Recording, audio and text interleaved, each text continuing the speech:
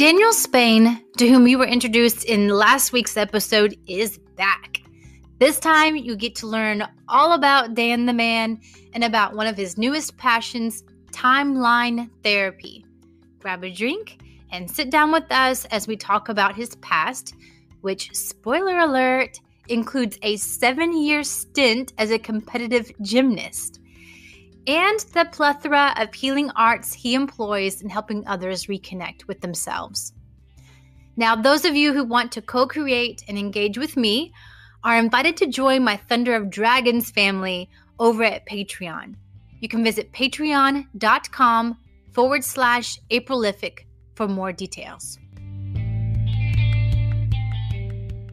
Well, thanks for joining me in Scheffy's Sandbox. I'm April Dawn Scheffler, and I invite you to play with me and my guest today, Daniel Spain. Welcome, Daniel.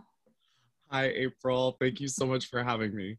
In this first segment, we pop into a virtual coffee house before hitting the beach.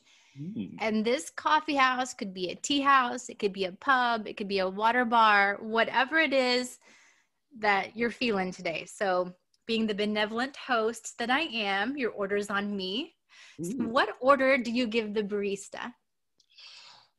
Oh my gosh. So that's really funny. Coffee is my favorite. And I actually used to drink some fancy drinks, but now I am just a black coffee kind of guy or a double espresso kind of guy. So today I think I will do a double espresso. Let me just ask, because two of our prior guests, they asked for black coffee with cinnamon on top. Ooh. Do you drink your black coffee with cinnamon? So I have tried that. It's very good. And I know I used to put it on lattes when I used to drink a lot of lattes. I would put either cinnamon or chocolate on top. Yeah. Chocolate. Chocolate's Chocolate makes good. everything better. It does. Yes, I agree. Well, now that you have your refreshing beverage, let's dive right in. Sometimes living one's purpose and going through this human experience can look like playing big, and other times it can look like playing small. But in your spotlight moments, Daniel, have there been any claims to fame, times that our listeners may have seen you or your work? That's a good question. Well, when I was younger, I was in something called the Esteem Team in elementary school, and we were on the news, and we got to perform at Pier 39. So that was, when I was a kid.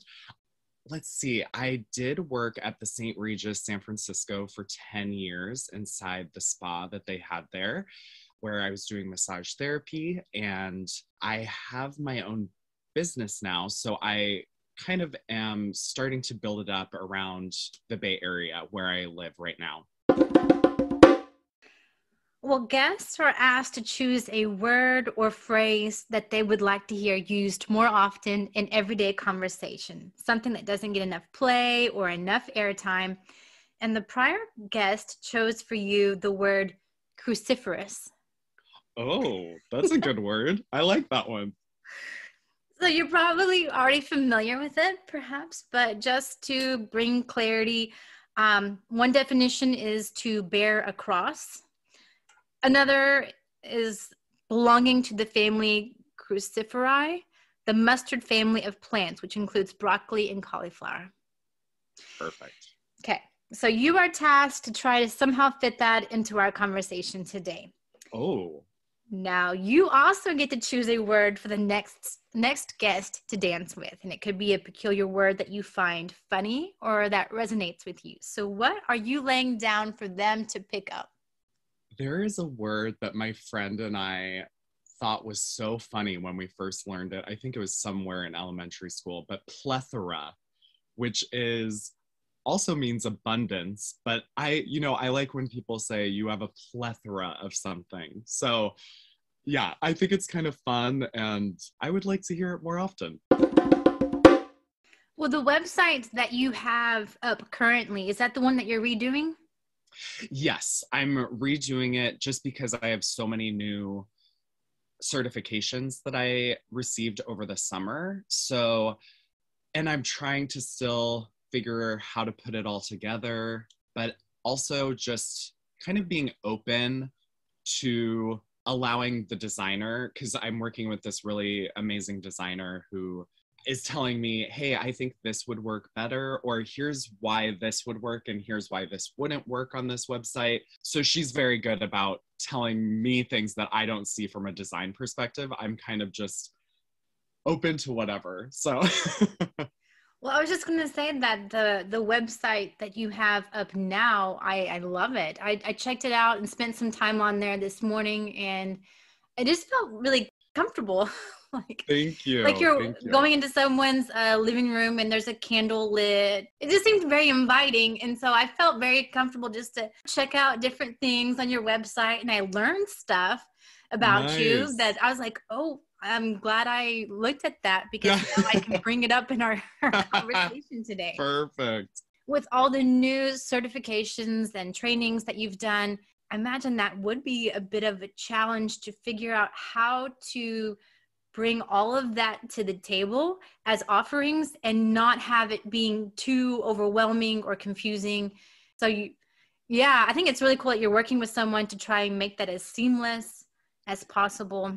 Yes. And I love the name of your website. It's Dan the Healer. Yeah. I actually had a friend tell me, why don't you just call yourself Dan the Healer? And I said, is that too hokey? I don't know if it is, or is that too, I don't know, like, what is a healer, So, but it actually is kind of fun to play around with it. Like, yeah, I'm Dan the Healer. Just, what do you need? Come on in, let's talk about it. So yeah, it's kind of been a fun little name to play with, I guess I should say. So I can imagine that because of all the tools in your healing toolbox, it is fun. It keeps it interesting, and it makes everything very flexible. So whenever someone comes to you, you have a lot of different things to offer them.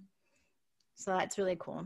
Yeah, absolutely. Thank you. Yeah, it's been a really interesting past year trying to get everything back in order and trying to figure out where to go from here, So, but it's been an amazing journey. It's been really fun.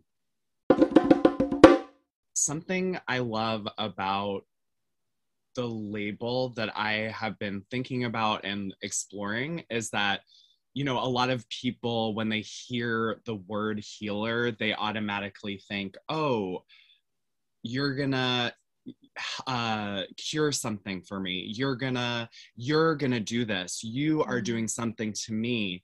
And it's actually, every time I do a healing session, it's actually for me, and I am the facilitator for the other person, and I am on the journey with them. And it's a process. Healing is a process. It's something that takes a long time or a short amount of time, depending on what it is.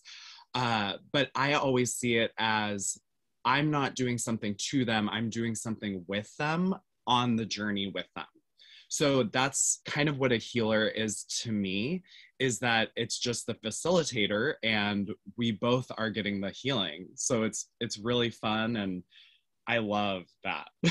So that's why I love doing healing work, and I've been doing it for a long time, and it's just something that always excites me and always is bringing me to the next level wherever I need to be. And I always learn something new. I always am surprised a lot of the time as well. So yeah, that kind of, it's just fun.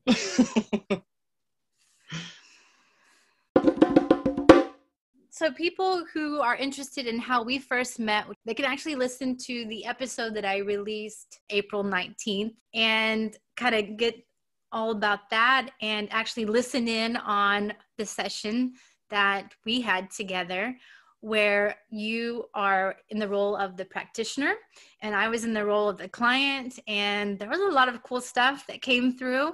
And I was like, what better teaser or showcase of Daniel in this hypnotherapist role than for people to see him in action. Yeah. So That's awesome.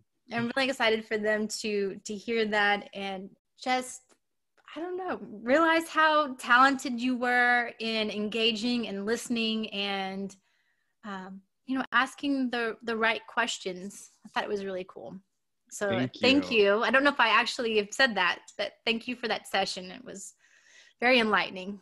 Yeah, and thank you. I was kind of telling you before, when I received from you as well, I got so many amazing learnings, and I can't wait to go back and listen to it, because I've remembered some things, but there's some things that I probably have just forgotten or are not aware of anymore. But once I listen back, it'll kind of ring true again. So thank you as well. It was so fun. I loved it. It was fun. That was only my second time facilitating a hypnosis session, and you were like so enthusiastic about my role in this. And so it really was that encouragement, because I was considering, is this for me? Is this not for me? And I don't know. I guess I'm offering it myself on my website now. So I guess you can tell. Oh my gosh, good. No, I will just tell everyone that's listening that in my experience, in my session with April, I remember a few things, but there's so many things that were happening. You were able to ask the right question at exactly the right time to guide me somewhere else where I needed to go. And I was so blown away. I literally was like shocked that you said, this is only my second time facilitating something, because I thought you had been doing this for years. And I have actually worked with people who have done hypnotherapy for years, and they were not at the level that you were at. So it was just I was blown away. So I'm so excited that you put that on your website, because I think people would get so much out of working with you. I know I did. So. Well, I think part of that I can contribute to the fact that I was so unsure of myself, that grace of the universe. And I was like, I don't know what I'm doing. So I'm just really going to offer myself to the universe and let whatever flows through come through.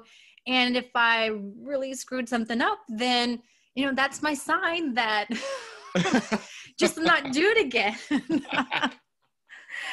Yeah, you were so enthusiastic about our session together that I asked you for a testimonial to put on my website.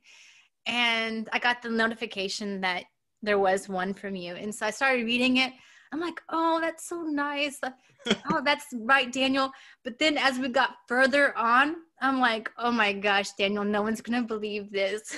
Oh my gosh. They're going to be positive this was a paid testimonial. Oh, no. Oh my gosh. I'm telling you, if you should just try and work with April and see what happens. I mean, it's just amazing. You wrote your own script, didn't you? I use it all the time, actually. I love the description that you wrote. I love the imagery that your writing gives to my unconscious mind or whatever.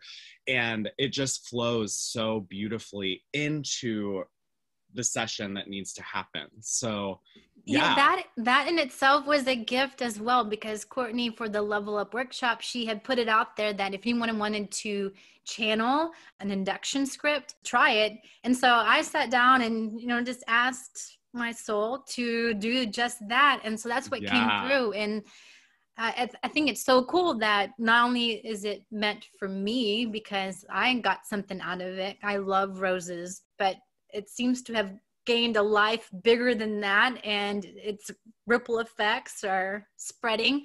So I think that's really cool.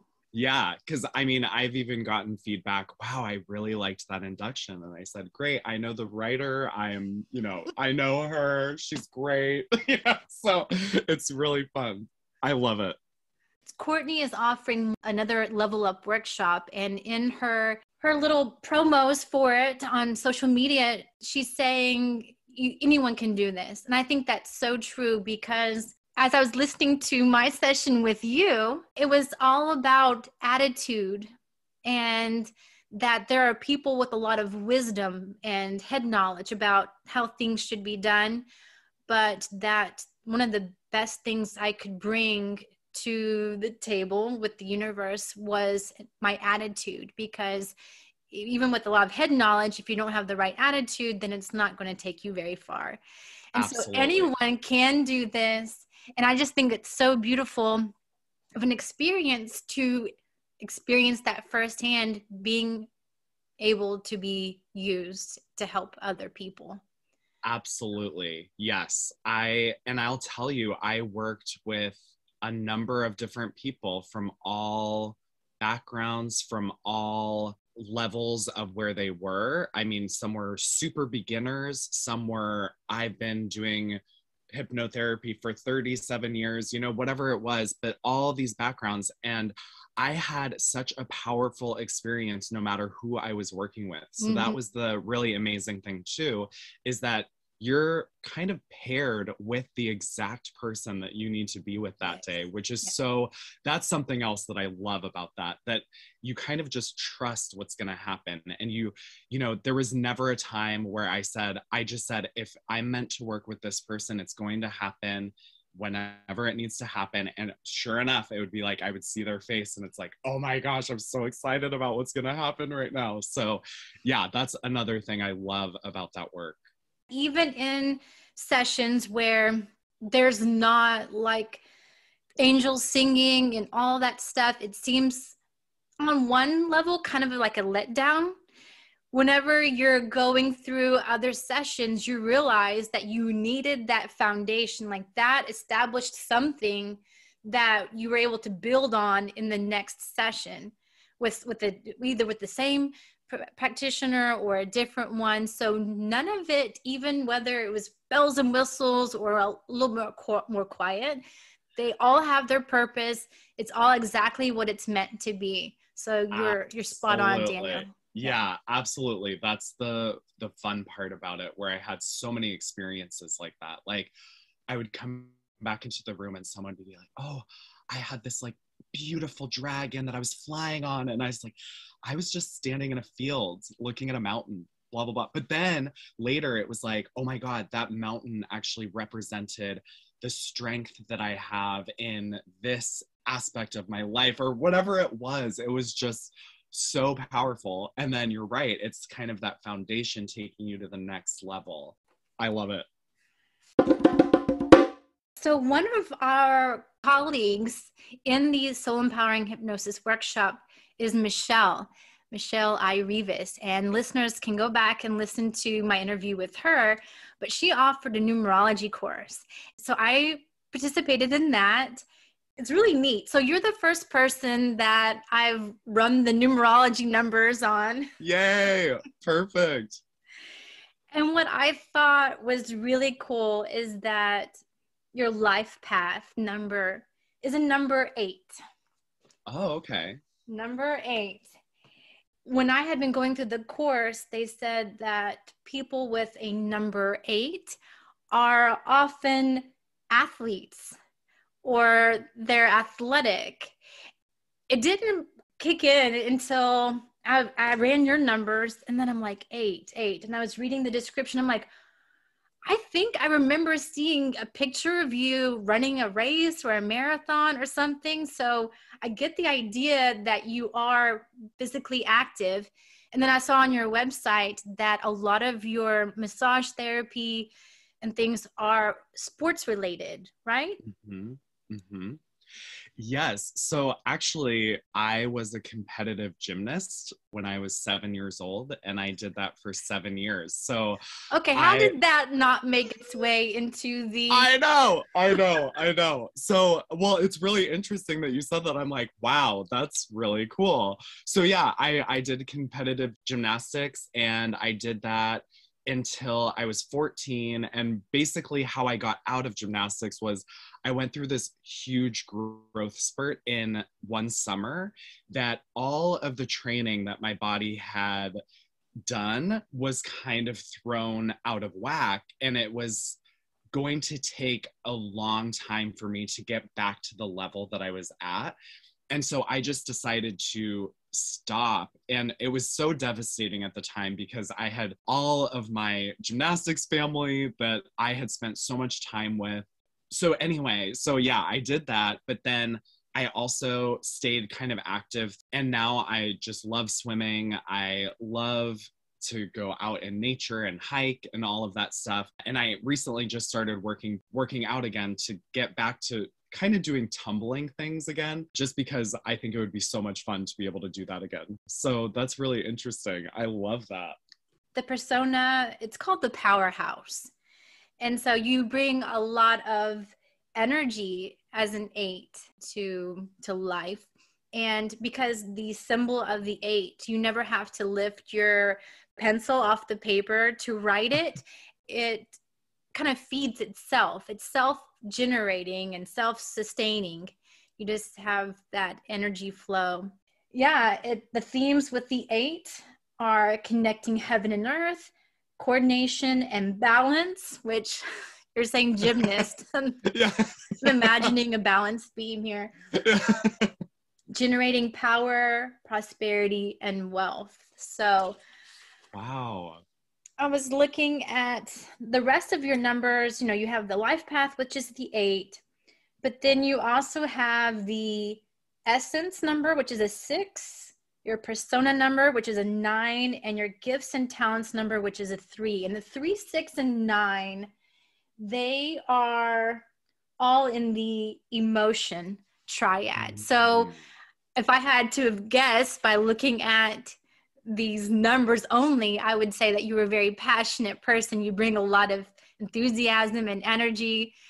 I felt like that was really confirmed by just knowing the little bit I do of you. There's fun and energy infused in all of my interactions with you, at least. Yeah, that's amazing. Thank you so much for doing that. That's so interesting to hear back.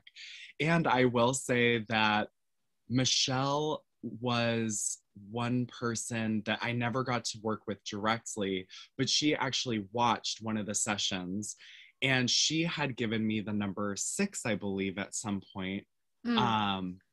And so that's really interesting to hear back too.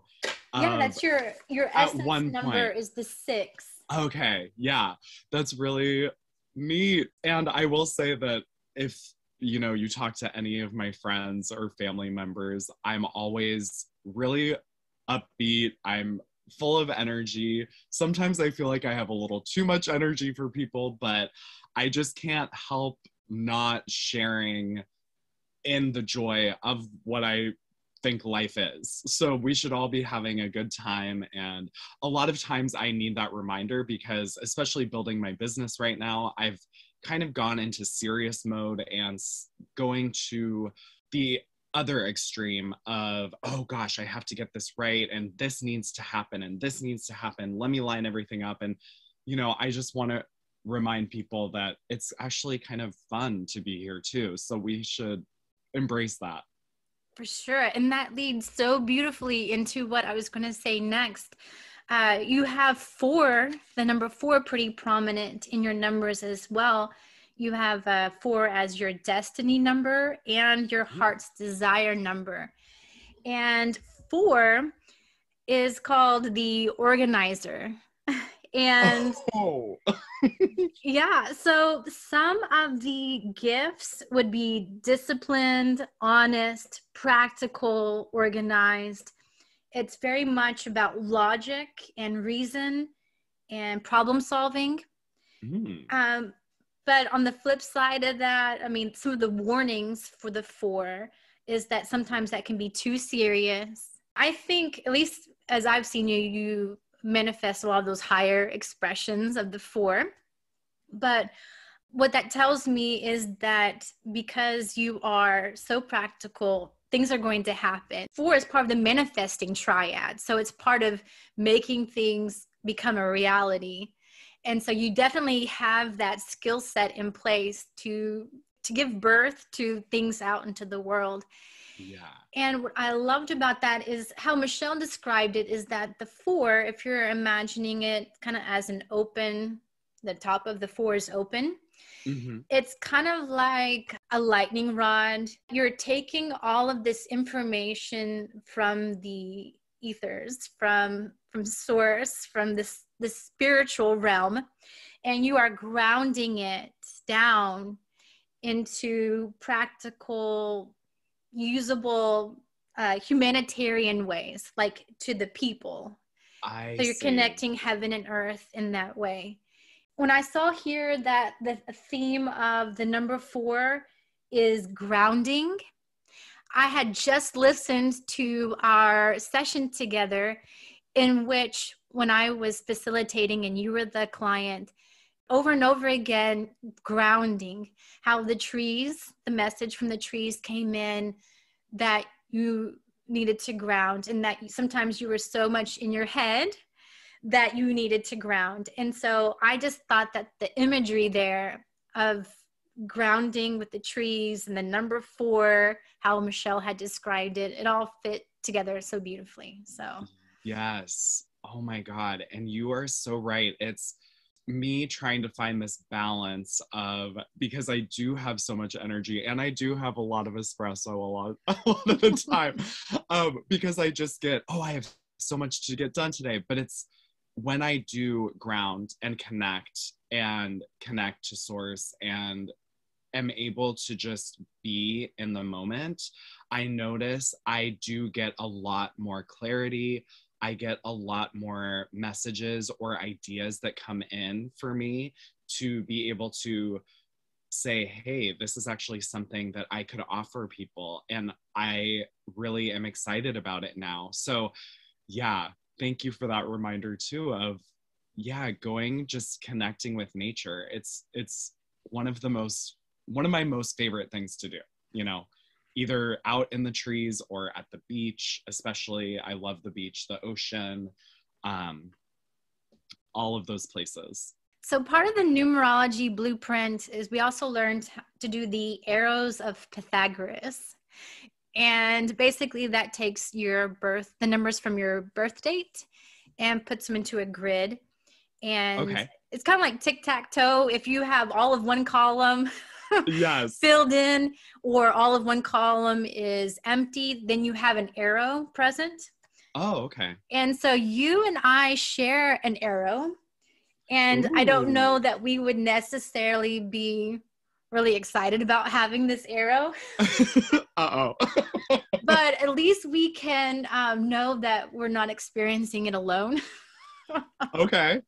Okay, so that's good to know. This is the arrow of frustration. Okay. A person with this arrow experiences frustration from big things to little things. It's often their initial reaction to undesired results or experiences. They can become frustrated with themselves as well as the world around them.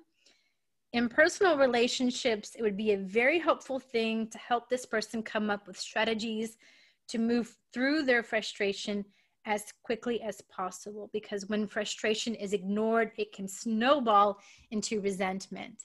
Oh. And I don't want to speak for you, but honestly, this is like so me. It does resonate with me as well. Yes. I was trying to think, okay, now that I know I have this arrow of frustration, which I probably could have known anyway, what are some strategies that help me move through that as quickly as possible? Do you have any suggestions or things that you have found to help you move beyond the frustration of roadblocks? That's a really amazing question, just because I feel like I have been at a roadblock the past 3 days or so, just out of nowhere, or I don't know if it's out of nowhere. So anyway, for me, when I know I'm getting frustrated with something, I usually will acknowledge that it's there first, just so I can name it and I can see it and I can say, okay, I see you. I can't deal with you right now. And I usually remove myself out of the situation if possible.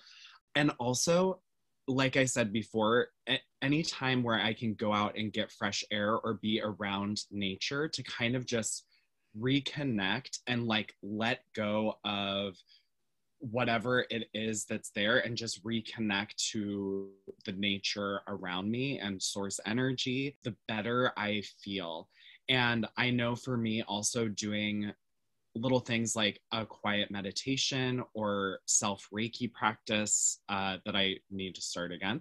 But anytime I do anything that's just for me in that moment, I notice it can really shift something really quickly. Now, depending on what the frustration is, it could take a little bit longer time. But I know for me is when I kind of look within and say, okay, what is my need right now? And what do I really need? Is it me giving myself self-love? Is it me needing to cry? Is it me needing to just express an emotion that hasn't been expressed? Like whatever it is, I kind of just sit with that and allow it to process however it needs to process. So I hope that helps a little bit. I don't know if there's anything that you do or that helps you through the frustrations. Well, one thing is that what has come through several soul empowering hypnosis sessions has been sunshine. Like get sunshine. Like the word sunshine just keeps coming through. And sometimes I've told practitioners before that yellow will just hijack the session, like the color yellow. And so it doesn't matter if we're trying to bring in wisdom or other stuff. The wisdom is what's contained in that color. And then other times I'll hear or get what's coming through is sunshine, more sunshine. And so sometimes a lot of my frustration comes from editing the podcast, whether it's glitches with the software or whatever. And I'll just feel the frustration rising up. And I'll be like, just acknowledging, like you said, for one, that the frustration is there and not ignoring it. And I'll be like, you know what? This is a perfect opportunity to get that sunshine. I think it's a sign from the universe that I need to pause, because me trying to push through this frustration without acknowledging it for what it is, it's not doing anybody any good. Right. Exactly. And it'll just get worse. It just gets worse. Exactly. Yeah. So the second arrow that you have in your blueprint is the arrow of planning. So that arrow is all about planning, analyzing, organizing, and paying attention to details. I don't have this arrow, but I'm kind of wishing I did. But it seems as though all this energy that you're bringing, it's very well balanced by the attention to detail, because I guess that's how maybe you manifest, is because you don't have all of this energy just circling and not doing anything. You're able to get into the details and make it happen. So it continues. This person can be very logical or analytical. Sometimes this person can also live in their own mind and disengage from the world and people around them. In personal relationships, they may seem withdrawn or aloof. They will need their alone time and personal space. Partners need to not take it personally. Yes. Oh my gosh. That is a big one. Yes. Yeah. That's really interesting. I love knowing that I have these, and I know now that I need the planning arrow to kind of come into existence a little bit more, as I feel like sometimes that will take me out of the game if I get too lost in the details. And then I just will be stopped with like inaction, almost like, oh, I have this wonderful idea that I've been looking at for 5 months and I just haven't started it. So yeah. Thank you for allowing me to try out my little numerology muscles. That Definitely. Thank you. That was so interesting. I love hearing all of that and knowing that I have those. Well, and hey, anytime you need help with frustration, I'm here. We have the same one, so we can help each other in that realm. Perfect. I'll probably take you up on that. I'll probably call you up for a distance Reiki session. Perfect. Yay. Another thing that I do is I enjoy interpreting people's dreams. Mm-hmm. And so in preparation for this, I had asked you if you had a dream that you wanted to bring to the session today, this interview. To do that, would you like to read your dream that you were bringing? Yes, absolutely. So, yeah, it's really interesting because I haven't had very many dreams lately or dreams that I remembered, but this one happened a few weeks ago, and it was just so real that I kind of woke up and said, "What was that about?" Like, anyway, so I'll just read the dream. So the dream was really intense because I usually don't dream. And if I do, I don't remember them. In the dream, I was in a room full of people and no one that I knew. But we were in my mom's current house that she lives in. And we were all there kind of in a circle. And then all of a sudden, I saw this huge fire coming straight toward the house. And so we all rushed to get away. And when we went to a new place where I didn't recognize, we had this feeling of calm come over the group. But then I noticed the fire was coming towards that place again. And so we had to flee to another location. And it kind of just kept repeating from there. And it was, go to a different location. Okay, everything's fine. Now the fire is coming. We have to escape again. So that was the dream. And so I had told you that I loved that because, for one thing, it's short and concise. When you work with symbols, if the dream's too long and meandering, there are so many symbols and things to go through that it kind of ceases to make sense as one concept or one message. And so this was really short and it had a lot of emotion behind it, which means that often it's infused with a lot of energy and you do need to pay attention and look at it. So I had asked you a few clarifying questions. One, I had asked the strangers that were gathered with you in your mom's house, do you have a sense as to why you were all gathered or if there was a common theme that tied them all together? And you said, I did not have a sense to why we were all gathered there, and I could not tell why we were all there together, and I couldn't tell if they were friends, family, or part of some other community. And by you saying your mom's current house, I take it that this is not the house you grew up in. Do you have any feelings about this house or the fact that your mom is living here? So this house actually that she lives in now, we moved into in 1989. So I did partially grow up in the house because I was around 7 years old until about 19 or 20. And I do have a lot of fond feelings of peace and togetherness at this house, but there also is a lot of sadness around it because my dad passed in the house in July of 2020, but the house still has a peaceful and really nice energy inside the house. And I also said, I feel this is a lesser important question, but I'm going to ask it anyway. Do you have any particular feelings toward fire, such as, have you ever been in a house fire or have phobias about it? And I've never been in a house fire, but living in California with all the wildfires is a little unnerving. And especially when there's smoke in the air and there's so much nature around that once the flames hit something, it can kind of just spread really rapidly. So I don't have a phobia of fire, but just living in California with all the wildfires is a little unnerving at some times. You respect its power, Exactly. Yeah. So here's what I had come up with, and I don't think any of it was really eye-opening, but I said that the fact that this is a group of complete strangers tells me that this experience is not unique to you, but rather an experience faced by the collective.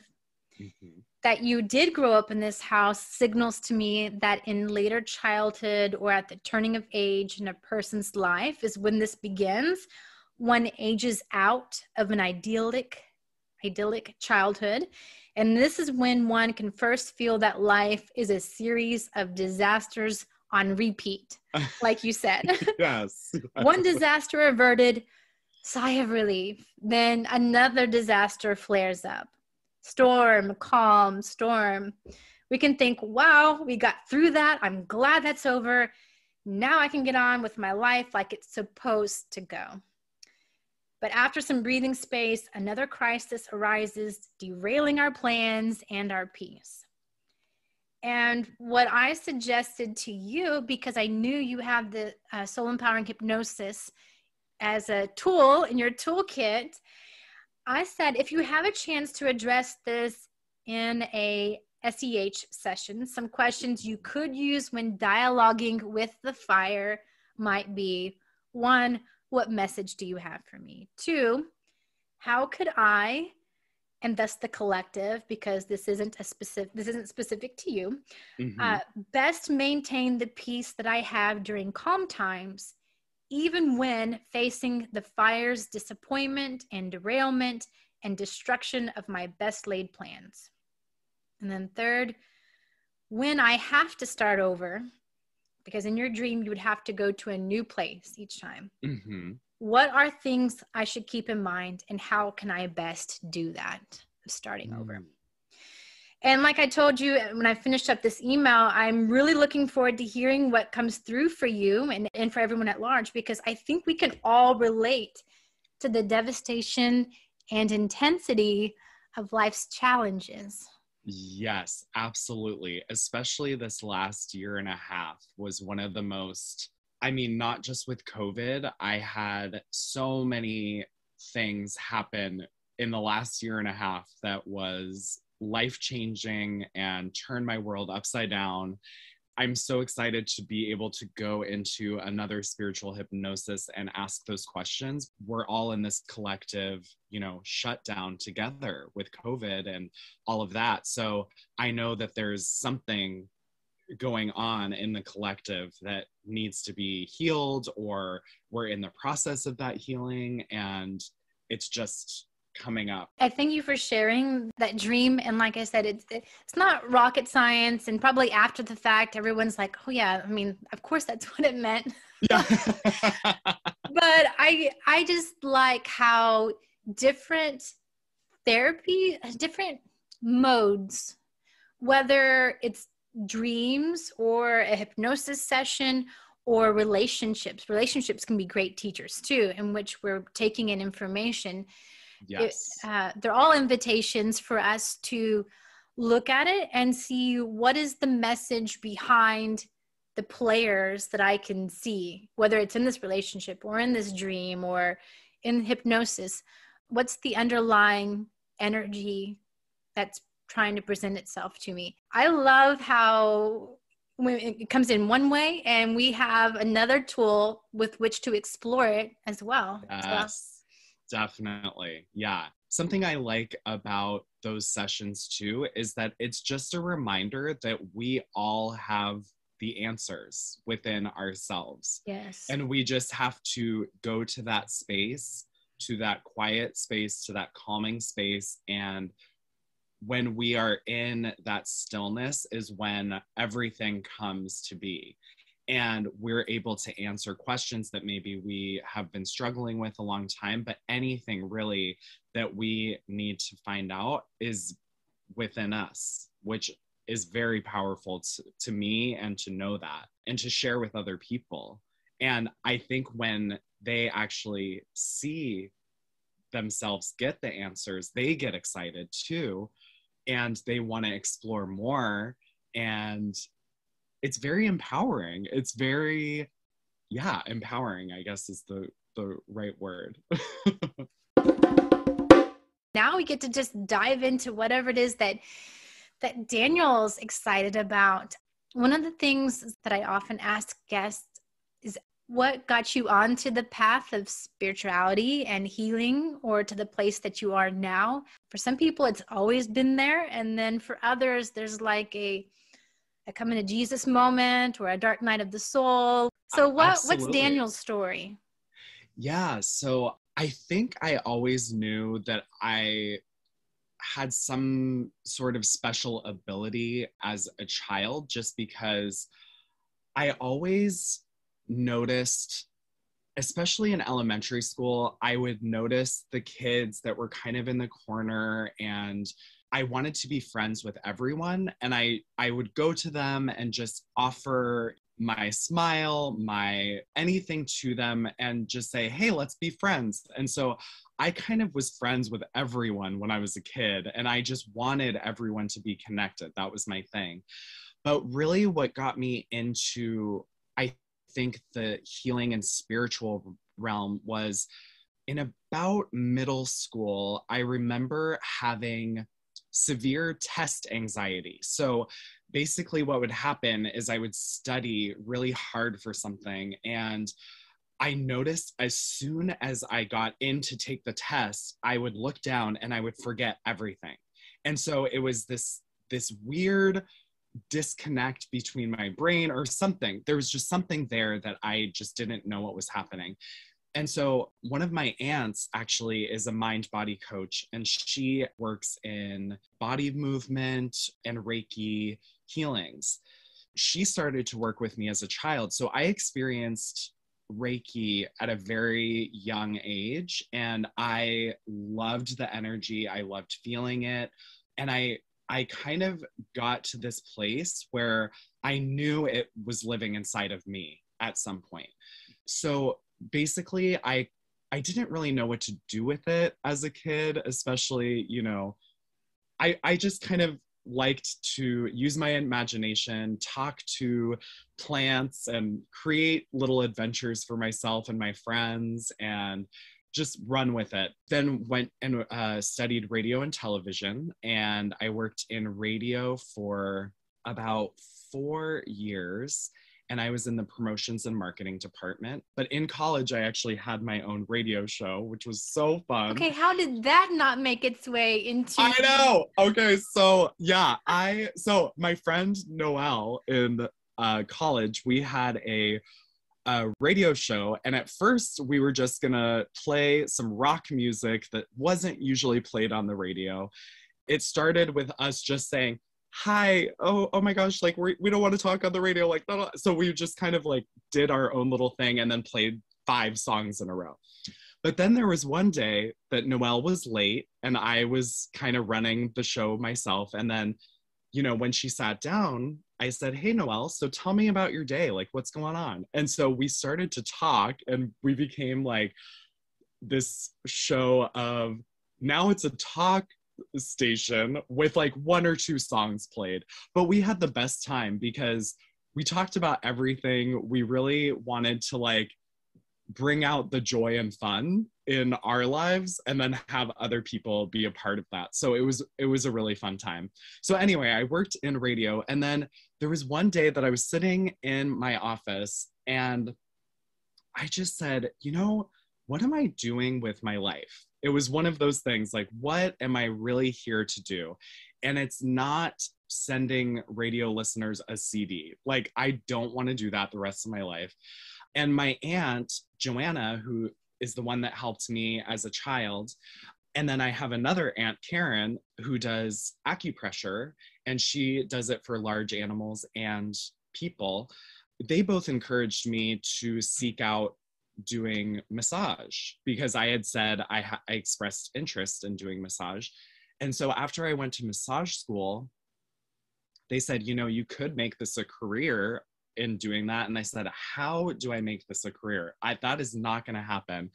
And 11 years later, that's all I've been doing is massage, Reiki. I now have new certifications that I've added just due to COVID when I couldn't do hands-on. That's where I got my hypnotherapy certification and some neuro linguistic programming training, so that I could be a coach and doing timeline therapy. So that's kind of the story of how I got it all started.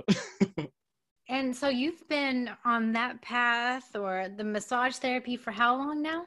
It's been, let's see, I think collectively it's been 12 years, and I worked at a spa for 10.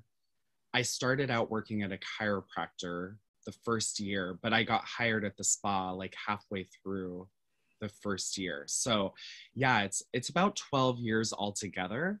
And yeah, I've been doing Reiki for about 4 years now. I find that that is such a beautiful practice because that's something that can be done hands-on and at a distance. And at first I said, how is that possible that this can work, at a distance? But it's just one of those energies and something that I work with that is so powerful. And sometimes actually the distance sessions can be more healing at a distance than in person, I've seen in my own experience, which is really incredible. I've had Reiki sessions both in person and virtual distance, and both of them were great, but just in different ways. The one that was distance, it was simply like a phone call between us to begin with, and then we hung up, and she had a Spotify playlist for me to listen to on my headphones while I laid down. Right.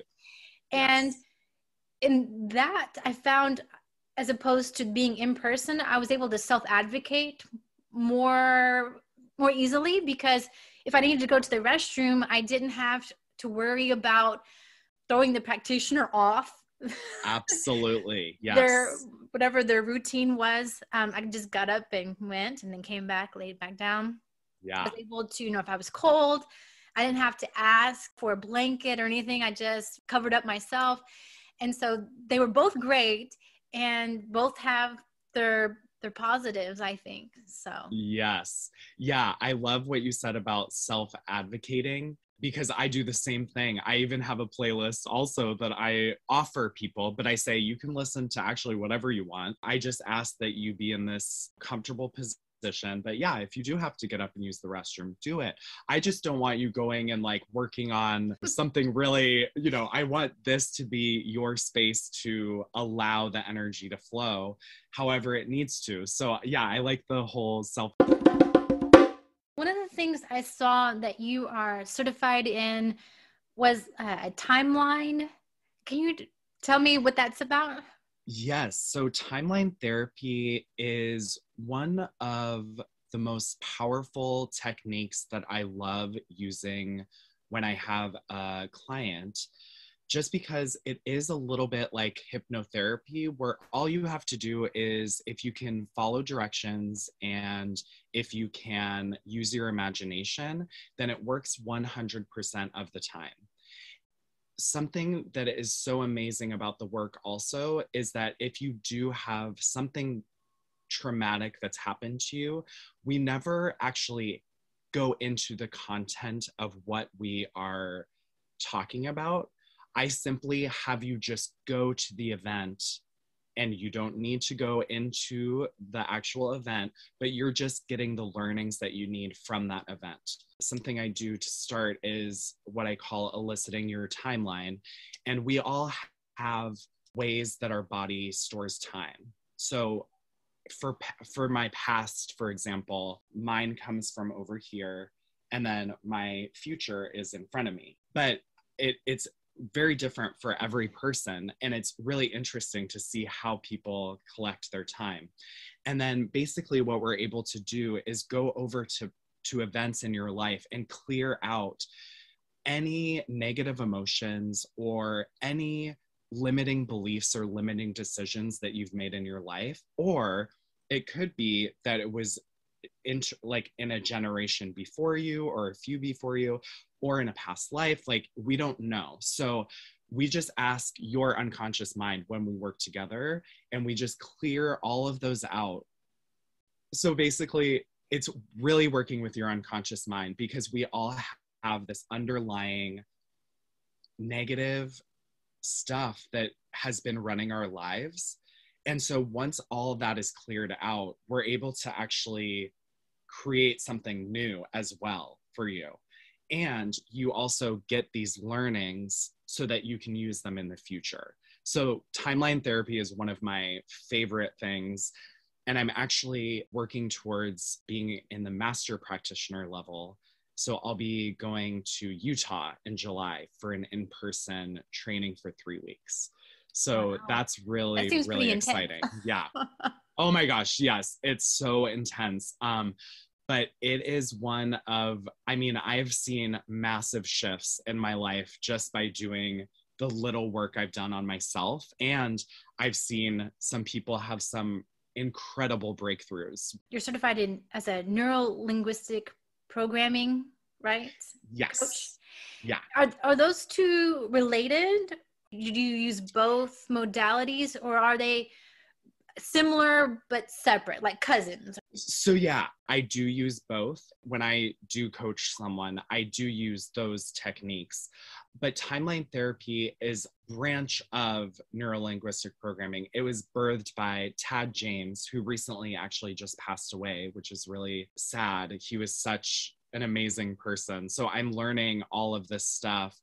Anyway, so yeah, he is the one that created the timeline therapy, but neuro-linguistic programming has a lot of techniques in there that are very good at shifting our unconscious mind and if there's a behavior that we have that we don't like, or if we don't know why we do certain things, or why am I this way, or why am I thinking these thoughts, then it's kind of like we can go in and kind of clean up whatever needs to be cleaned up so that your consciousness can come back to, oh, okay, now I can like move on past this like roadblock in my life.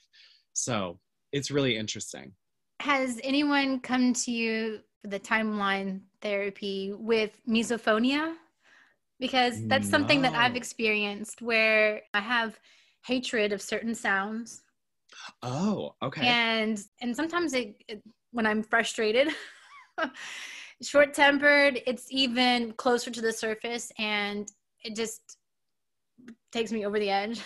But I've always wondered why I'm so sensitive to certain sounds that just like are nails on the chalkboard to me. Oh, yes. So I've felt really flawed in certain ways. Like, why is this bothering me? And it doesn't bother anybody else. Like, it can get to the point where I double think or triple think going to the theater because I'll hear people crunching on their popcorn or things like that. Or maybe they have some type of nasal obstruction and they're just breathing heavily or noisily. And so I just do not like that about my experience as April. Yeah, no, that's really interesting. I have not worked with anyone, but it would be really interesting to work with you to see why that is, or where that comes from, or like how is it a problem in your life for you? Like what does it affect around you, and how does it affect you as the individual of April? Yeah, it taps into some deep wells of rage, honestly. And so, yeah, I probably need to book a session, Daniel. Yeah. Hey, let's do it. I am so excited. It's one of my favorite things to work with. So, well, not having known exactly what the timeline therapy was, I had thought maybe I had done it without even realizing it. I had participated in a group hypnosis session before. Mm-hmm. And so the facilitator did all this stuff to take us to a previous lifetime, middle age, and then at the end of the life. And there were several difficult emotional situations that this person had experienced. At the end, the facilitator had said, now all of these emotions, she kind of said like, let's rewrite the story. And so I did in my head, and I didn't find out until afterwards that she hadn't meant it like literally. Yes. And I guess no one else, she hadn't heard of anyone else doing that, but I had thought that that's what I was supposed to do.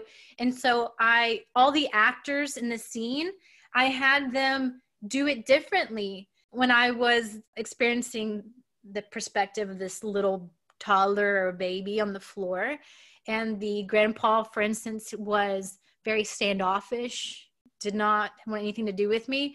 I had it so that he was jostling me on his knee and like being ridiculously cooing, over me. Right. Yes.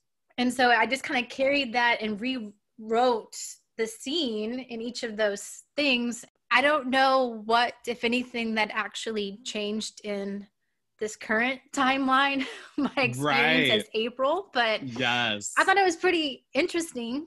Yes, absolutely. Yeah, there's a lot of really amazing work out there. And I know timeline therapy is a very specific technique, or I should say series of techniques, because there's a lot of different things that we work on.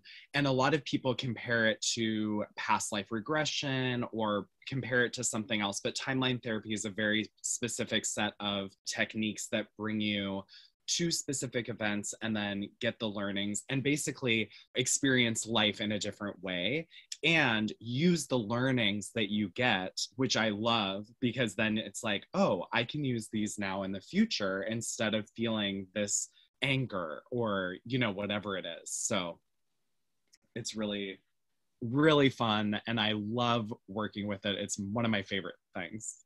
So I would probably be interested in doing one of those sessions with you too. I had approached a therapist who I knew did the EMDR therapy. Yes. And what ended up happening, that session, I would not consider it successful because I was revisiting a certain trauma point, and that was revisiting the moment that I learned that my ex-husband committed suicide. Oh, okay. And so that was very, very traumatic for me. And so when we did the EMDR, I was expecting to be fixed and all that. And the therapist, he ended up saying that maybe he realized after the fact that we hadn't laid enough of the grounding techniques to keep me in this place of, I guess, neutral feelings first, to ground me in the present moment before visiting that. It wasn't successful, but I know a lot of people who have found a lot of healing and help with that therapy. So maybe that would be something else that's available if EMDR didn't work, or if perhaps you just feel called to the timeline therapy instead. Absolutely. I know a number of people that have done EMDR and it works perfectly for them and all of that. And I totally appreciate that work. For this, I just love the fact that we don't need to go back into those traumatic experiences. I mean, myself, I have worked on certain things that are traumatic that have happened to me, and I never, ever have to go back into that event and get in the feelings of them. And it's almost like it re-traumatizes me. And I don't find that helpful. So for me, with timeline therapy, as a recipient of getting it, I just love that I do not have to go inside the event. I am just going to the event, getting what I need to get, and leaving. And I do not need to even so I kind of describe it as, when I'm working with someone, as, how there's like a bunch of file cabinets that you have, and you can open the file box and see all the folders, right? And you can just see that they're there. So that's all we're doing. You can just look down and see, oh, there's folders. I'm not going to have you say, okay, April, go in and get this folder and take it out, and I want you to read everything about it and tell me what's happening. No, it's just, we see that it's there, And I'm just going to ask you a few questions while we're here. And I do not need you to tell me anything about this event. That's a perfect word picture for me, because I have worked as a file clerk several times in my working life. So yeah. It's just, I remember one of my colleagues saying that, and I said, oh, that's a really good description, because yeah, you can open it and see that it's there, but you don't have to go in and read everything about it. You can acknowledge it's there. Let me readdress something that I heard you say, that of all of these events, you're able to pick out which one that if you address it, the other ones just kind of fall away. And yeah, it's called, Ted James had said, it's called the Gestalt. So when we find the root cause, and we work with your unconscious mind so that we know that we're going to the first event, I view it as kind of like a string of pearls, right? So here's the root cause of what's happening along the string. Sorry, I don't have a piece of paper here, but negative emotion or that negative belief will just disappear because we've gotten to the root cause, and we're able to just allow everything else to fall in place or fall off of it, so that you don't have that underlying. And when I say like getting rid of negative emotions, I'm not telling you that I'm taking away all the anger ever, like forever and ever, because we're all human beings. We're going to get upset at certain things that make us angry. We're going to be sad when something sad happens, but I'm talking about the crippling underbelly current of what is there, and it's out of our awareness. That's the really kind of frightening part about it, is that it's so out of our awareness, and we're just struggling without really knowing why. And then once we get rid of that, it's very freeing and powerful to see what happens for people. So that's another reason I love working with these techniques and timeline therapy. Does the timeline therapy occur in just one session, or is it like a series of sessions that you need to kind of do as one modality? Yeah, it's a series of, let's see, right now I'm doing it as a series of 12 to 15 hours, depending on the presenting problem that I'm working with. But then once this one is taken away off, the other pearls will just fall off. And all of that underlying, just because it's very thorough, or I like to be very thorough. So I usually do it in about 15 hours, and you break it up into sessions of like 2 to 3 hours each time. We work together to put a schedule together, because basically once we get rid of negative emotions and the limiting or negative decisions that we made, we then go into other techniques that I like to use within that intervention. And then I do hypnotherapy. I do a couple more things just to make sure everything is completely, totally taken care of. So it is a process, and I know that I've been through the process once myself, and it's just, I mean, the things that I got, the things that shifted in my life right after was just life-changing. And then in the master practitioner level, we're going to be learning new techniques and actually a shorter time in which to do the full intervention. So I'm really excited to be able to just add that to the toolbox. Yeah. It sounds so fascinating. I love it. Yeah, it really is. It's one of the most powerful things I've seen. I want to say miracles. Like I have witnessed like physical, emotional pain go away, like disappear completely. And I'm just sitting there like, wait, really? That just happened in like this short amount of time? It's just such, yeah, it's one of the most powerful. I may need to just edit this part out because I'm just kind of going out on a limb here, but is there anything in the timeline therapy, because you were referring to space, where some people, like within yourself, you were talking about how the past is from the left, right? And then your future is in the front. Is there anything special about the space here in front of you, like to the right side? Oh, let's see. Actually, you know, now that you asked me that question, I do have in my left eye a stigmatism. So if I cover my right eye right now and I'm looking at you, you're completely blurry. I cannot see your face at all. However, when I look at you, if I cover my left eye and just look at you here, you're like perfectly, like I can see every detail in the room. I can tell what's behind you. So I have like very good vision in my right eye, but my left eye is like not good. Okay, so cool. That's really interesting. I was just wondering because I guess I'm on a quest of finding out something. I was having a conversation with Megan McHugh, and she is one of the Soul Empowering Hypnosis alumni as well. Okay.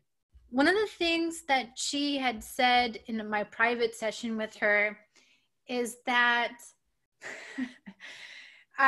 she saw me going like this. With my right hand, like in a circle, with the palm facing me in front of me on my right side here. Okay. And I was like, I do that sometimes. Oh, and I didn't know why the hell I was doing it. But yeah, I would just kind of like do this. That's when I do my, oh my God, my shower qigong or whatever. Yes, totally. About it really, but I'll just take poses that feel right or feel good to my body. And that was one of the things that I had noticed myself doing. And when I was in that session with her, you know, she said something like this. I'm like, I actually do that. And she was like, well, thank you, because she's like, it just came up to me and I didn't know whether or not to say it or not, because it didn't make sense really to her. Wow. But I was like, I do that sometimes. So I wanted to know if there was if you had the answer through the timeline therapy, if that was some type of portal to healing. Yeah, that is very interesting. Well, I kind of am curious now, like, what does it bring up for you? Did you notice any time that you started to do it? It would have been this year. It was after that I noticed myself doing this weird counterclockwise circle in front of my face. I don't know. Okay. Yeah. And does it bring up like any certain emotion when you do that? Or is it like just something that you're calming yourself? I think it is calming, maybe. Maybe it's like clearing something out, perhaps. Yeah. I don't know. So it sounds like something else we could address. Absolutely. So I was going to say, I know for me, there's different positions, or, you know, they offer different hand positions for self-Reiki practice. And one of them is to actually have your hands right in front of your face. But it's interesting that there's only one, and it's your right hand counterclockwise. So, okay, you know what just occurred to me is that when people if they listen to the episode where you're facilitating my hypnosis, we asked where in my body was the yes or no or the spirit, and it ended up being my right hand. Remember? That just occurred to me. Yes. Oh my gosh. That my soul or something was like in my right hand. I can't remember exactly the wording we used, but once you said that, I connected the dot. Okay. Yeah. It's still a mystery, but it's a little. Yes. That might have something to do though with, yes, you are completely right. I now want to go back and listen to what I said or what came out during that time. But that is something very interesting because our body does. So working with the unconscious mind, I've learned so much, you know, about what the unconscious mind really is and does. And it's so fascinating. But yeah, our bodies can give us the signal of what is a yes, what is a no.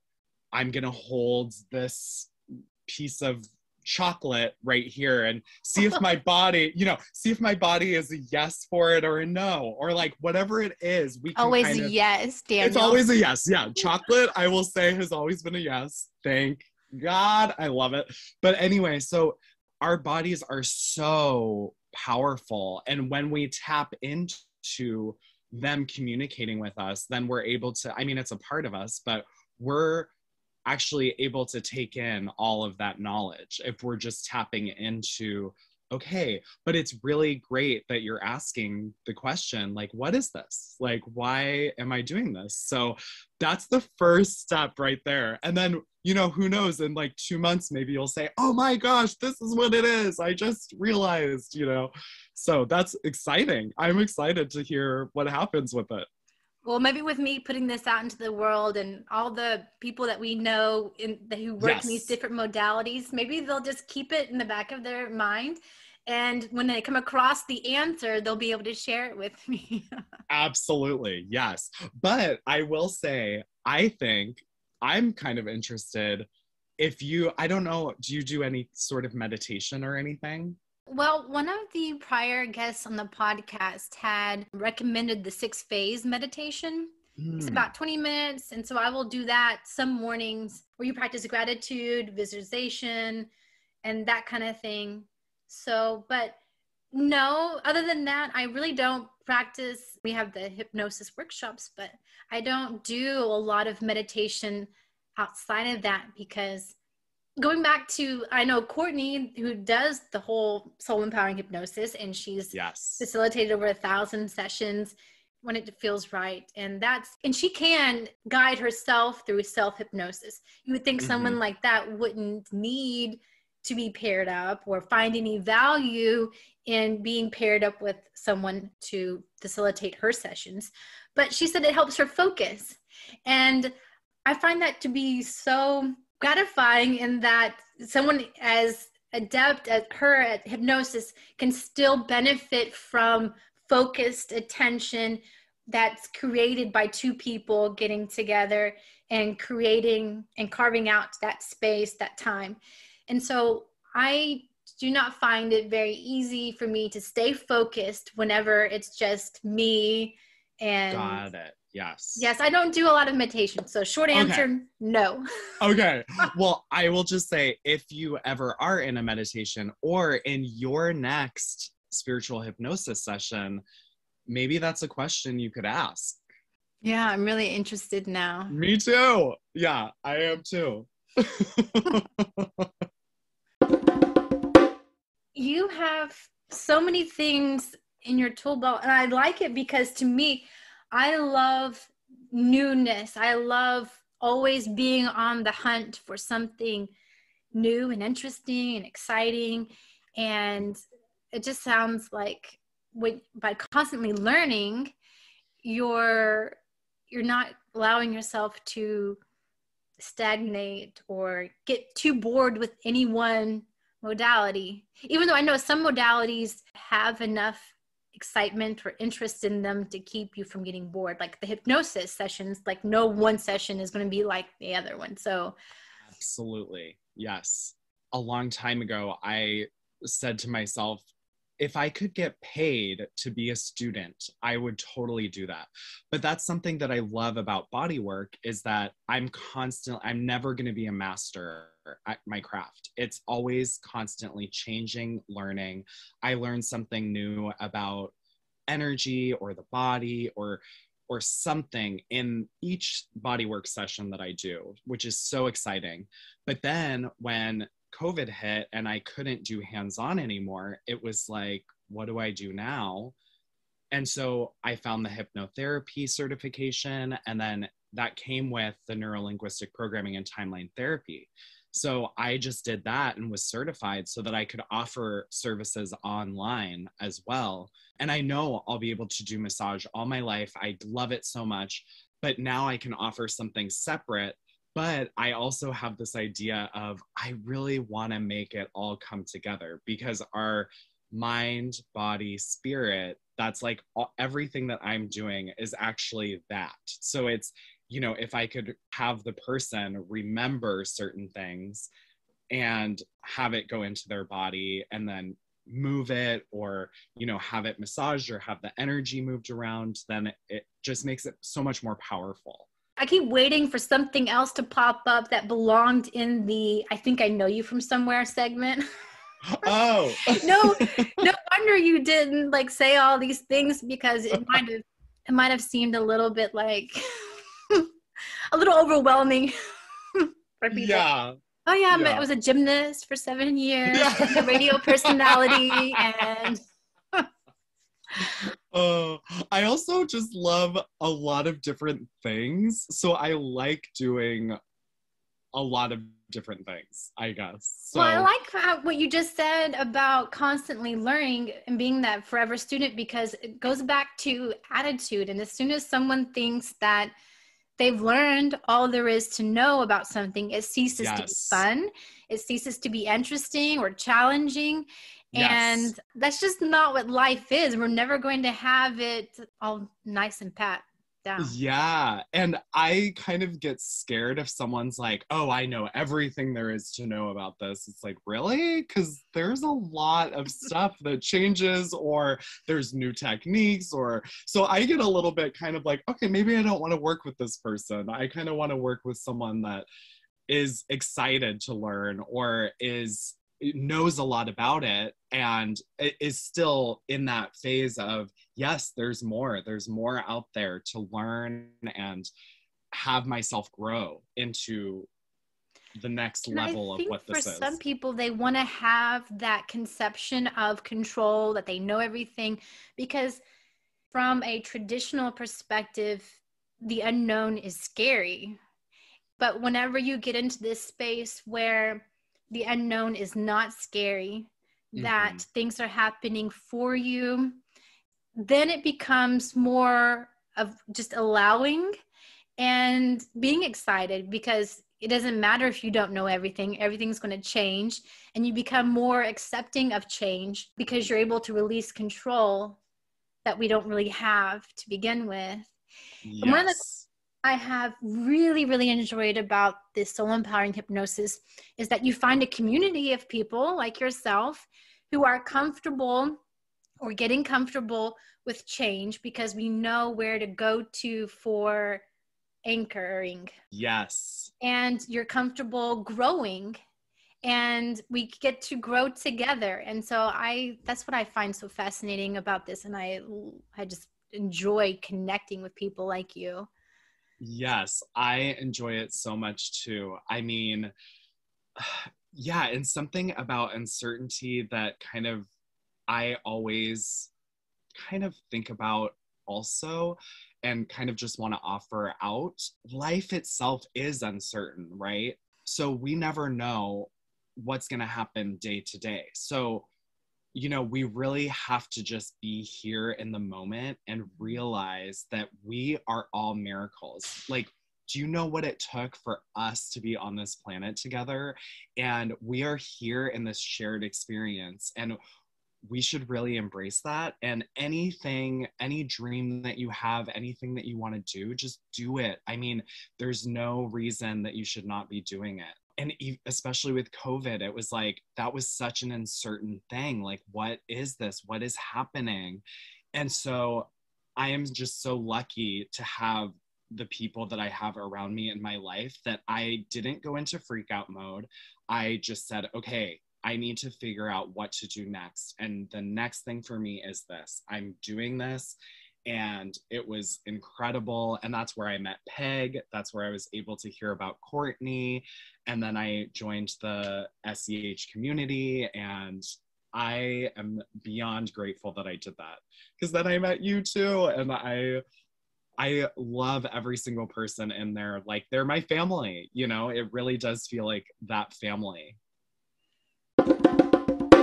You're doing a men's workshop, right?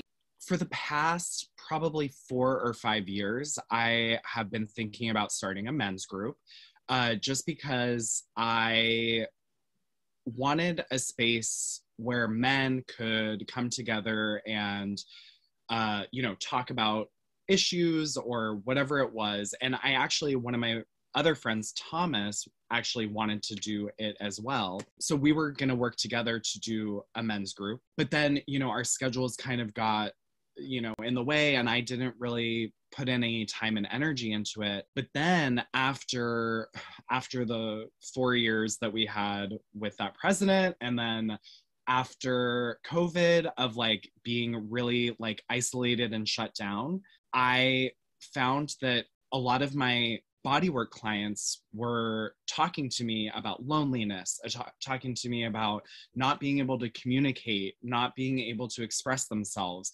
And so I really started seeing a trend with my clients. And so I kind of put together a survey just to ask like, hey, any men in my life, or can you share this with any men in your life? And I want to ask some specific questions.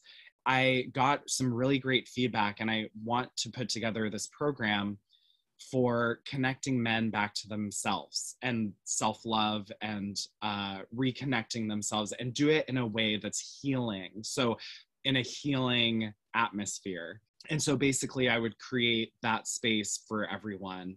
And then I would take them through different techniques, or we could share as a group coming together, hey, what are we struggling with, or what's happening in our lives right now? I'm actually going to be offering a free intro for the group, or anyone who wants to come in and just listen. But I'm going to kind of go through the 8-week program of self-love and self-connection. And then when they sign up, I'm going to offer an 8-week program on that. So yeah, I'm really excited about that. And it's just something that I've been kind of having in my brain, and then as an idea, but now it's like, okay, well now I really want to do it, because I feel like it's so important right now, especially as the world starts opening back up. And it's like, I want them to be able to, first of all, just be in a place where they can have the love for themselves, so that it spreads out to their friends, their family, and any community that's important to them. And when does that workshop start? I do not have a date yet. Okay. I thought I had seen a May date, but yes. Oh, so that was my original plan, was to do a huge transformational thing. And the feedback that I got because I shared the outline with a few friends, and one of my friends said, "This is amazing, but impossible." And I said, "What do you mean?" And they said, "Well, everything you're trying to do in 8 weeks, there's going to be things that come up in this week that's probably going to go into the next week." So they said, "Why don't you just take one thing and make it its own 8-week program?" And so I looked at all my 8 weeks, and I said, okay, well, the number one thing that's important right now is for men to be connecting back to themselves and being able to share their light in the world. So I took that and made that into its own program. So I'm outlining it right now. So I don't have the dates, but the intro is going to be a free 2-hour video session on Zoom, just so I can say this. And then I'm going to have a Q&A at the end. So if there's any questions that they want to ask, then I'll be available to do that. So I'm all for men embracing their divine masculine. So they don't need to apologize for being men. Exactly. Yeah. And I just, there's so many amazing opportunities for women to come into a space and be together. However, I know personally a lot of men are afraid of that with other men, or view it as something that's not right, or that's weird.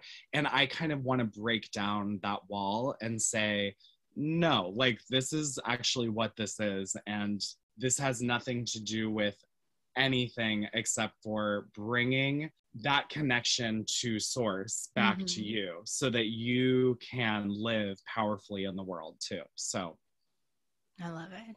Yeah. Well, thank you, Daniel, for doing that in addition to all of your other offerings. So I'm excited to see where that takes you. Yes. Thank you so much. Well, Daniel, how can people find out more about you and follow what you're making in your own sandbox? Oh, so I am on Facebook under Daniel Spain Bodywork and Personal Transformation Coach. I also am on Instagram under that same handle. I also have a website, danthehealer.com, and I'm happy to receive an email from you, or even a text is completely okay with me. So feel free to contact me in any of those places. Okay, and those contact links will be in this episode's show notes to make it easier for people, even easier, just click and connect. Well, Thank I you. love how in the Lifestylist podcast, Luke Story ends his pods asking his guests this question, so I'm including it in mine. Mm-hmm. Who have been 3 teachers or teachings in your life that you might share with our audience that they could go research and also learn from? I think for me, the first one that came into my mind was Mr. Rogers. And Mr. Rogers is someone that I strive to be in my everyday life. And he was just someone so ahead of his time, but also so authentic and genuine about kindness, about love, about creating a community around you and connecting with the community. So that for me, he has been one of my greatest teachers, I will say. And then I'd have to say my Aunt Joanna Shaw and my Aunt Karen Shaw, both have been such, I mean, I wouldn't be the healer that I am today without their telling me and seeing the passion that I have with what I do. And so for me, those two also are two very influential things. And then also I couldn't really think of like a definite third, just because I'm so inspired by music and inspired by so many artists in the world that it was hard for me to really lock down a third person. But if I had to say someone that has gotten me through a lot of really emotional times in my life, I would have to say Rufus Wainwright. He's a member of the LGBTQ community, and he is an amazing songwriter. He's probably one of the greatest songwriters we've ever had. And his music has just like transported me and helped me through so many times in my life, good times and bad times. So maybe I would have to say him as well.